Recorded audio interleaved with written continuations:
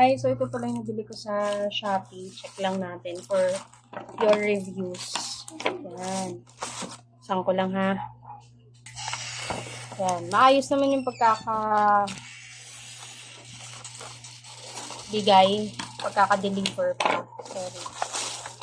Ayan, may box pa siya. Check lang natin. Wala nga lang siyang bubble wrap.